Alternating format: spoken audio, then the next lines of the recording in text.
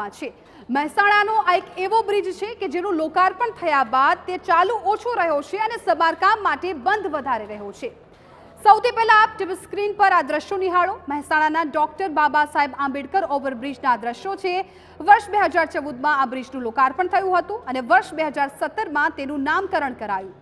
બબ્બે વખત ઓવરબ્રિજના લોકાર્પણ માટે મોટા કાર્યક્રમો યોજાયા અને તે બ્રિજની દશા કેવી છે તે કહેવા દ્રશ્યો જ પૂરતા છે। સૌથી ચોંકાવનારી વાત તો એ છે કે આ બ્રિજનું દર વર્ષે સમારકામ થાય છે અને દર વર્ષે ચોમાસાના વરસાદમાં બ્રિજની દુર્દશા એવી થાય છે કે તેને સમારકામ માટે બંધ કરી દેવાની ફરજ પડે છે। ગત ફેબ્રુઆરી માસમાં આ બ્રિજના જોઈન્ટ સ્પાન વચ્ચે એવું ગાબડું પડ્યું કે ત્યારથી સમારકામ માટે બ્રિજને બંધ કરી દેવાયો છે। આટલા મહિના થઈ ગયા, માથે ચોમાસું પણ આવી ગયું, પરંતુ બ્રિજનું કામ ગોકળ ગતિએ જ આગળ વધી રહ્યું છે। મહત્વનું છે કે આ બ્રિજ એ મહેસાણા સ્ટેટ હાઈવે અને વિસનગરને જોડતો મુખ્ય બ્રિજ છે, ત્યારે તે બંધ થતા સ્થાનિકોને પારાવાર મુશ્કેલીનો સામનો કરવો પડી રહ્યો છે અને એટલે જ હવે આ મુદ્દે વિપક્ષે સરકારને આડે હાથ લીધી છે। મહેસાણા 1 અને 2 ને જોડતો આ મહત્વપૂર્ણ બ્રિજ છે।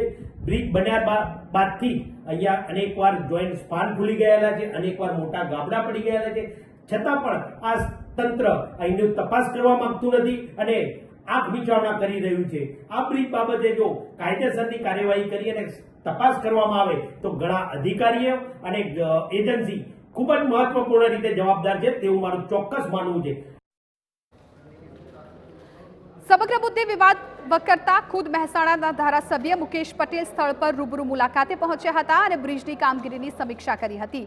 મુદ્દો એ છે કે કરોડો રૂપિયાના ખર્ચે બ્રિજ બનતા હોય અને તે ચોમાસાના પહેલા જ વરસાદમાં ધોવાઈ જતા હોય ત્યારે તેની ગુણવત્તા સામે સવાલ ઉઠવા સ્વાભાવિક છે।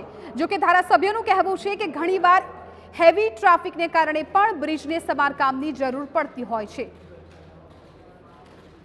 ઘણી વખત એવું ધ્યાનમાં પણ આવતું હોય છે કે હેવી લોડેડ ટ્રાફિકના માત્રાની અંદર સંખ્યામાં વધારો થતાં એક્સપાન્શન જોઈન્ટની અંદર રિપેરિંગ કરવું આવશ્યક હોય છે અને એકાદ એક્સપાન્શન જોઈન્ટનું અંદર ગાબડું પડેલું હતું, પરંતુ સરકાર દ્વારા આ આખા બ્રિજની અંદર બધા જ એક્સપાન્શન જોઈન્ટનું રિપેરિંગ થઈ જાય તો ભવિષ્યમાં તકલીફ ના પડે એવો નિર્ણય લઈ આખા બ્રિજની અંદર જેટલા પણ એક્સપાન્શન જોઈન્ટ છે એમનું રિપેરિંગ હાલ કામ ચાલુ છે, ઝડપી ચાલુ છે।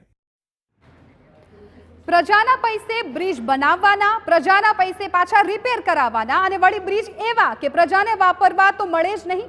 આખરે વિકાસના નામે આ પ્રજાના પૈસાનો કેવો ધુમાડો।